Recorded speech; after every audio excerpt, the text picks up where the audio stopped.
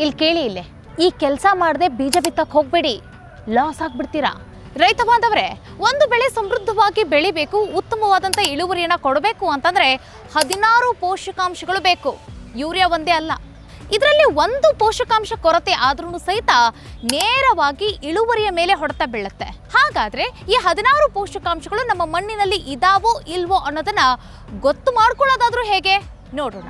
ನಿಮ್ಮ ಆರೋಗ್ಯ ಹದಗೆಟ್ರೆ ಆಸ್ಪತ್ರೆಯ ಬಾಗಿಲು ತಟ್ಟುವಂತಹ ನೀವು ಮಣ್ಣಿನ ಆರೋಗ್ಯ ಹದಗೆಟ್ಟಾಗ ಮಣ್ಣಿನ ಪರೀಕ್ಷೆ ಮಾಡಿಸುವುದಿಲ್ಲ ಯಾಕೆ? ಮಣ್ಣಿನ ಪರೀಕ್ಷೆ ಮಾಡಿಸಿದ್ರೇನೆ ಮಣ್ಣಿನಲ್ಲಿ 16 ಪೋಷಕಾಂಶಗಳು ಇದಾವೋ ಇಲ್ವೋ ಅನ್ನೋದು ಗೊತ್ತಾಗುತ್ತೆ. ಸುಮ್ಮನೆ ತಿಳಿದಂಗೆ ಯೂರಿಯಾ ಗೊಬ್ಬರ ಸುರಿಯೋದಲ್ಲ, ನಿಮ್ಗೆ ಸಿಕ್ಕಂಗೆ ಗೊಬ್ಬರಗಳನ್ನ ಹಾಕಿ ಬೆಳೆ ಬೆಳೆಯೋದಲ್ಲ. ಹಾಗಾದ್ರೆ ಈಗ ಮಣ್ಣಿನ ಪರೀಕ್ಷೆ ಮಾಡಿಸೋದಾದ್ರೂ ಹೇಗೆ ನೋಡೋಣ. ನಿಮ್ಮ ತೋಟದಲ್ಲಿನ 8 ರಿಂದ 10 ಜಾಗಗಳಲ್ಲಿ ಒಂದೊಂದು ಹಿಡಿ ಮಣ್ಣನ್ನ ನೀವು ಸಂಗ್ರಹ ಮಾಡಿ. ನಂತರ ಆ ಮಣ್ಣನ್ನ ಮಿಕ್ಸ್ ಮಾಡ್ಕೊಳ್ಳಿ. ಅದರಲ್ಲಿದ್ದಂತಹ ಕಸ, ಕಡ್ಡಿ, ತ್ಯಾಜ್ಯ ಎಲ್ಲವನ್ನು ಕೂಡ ಬೇರ್ಪಡಿಸಿ.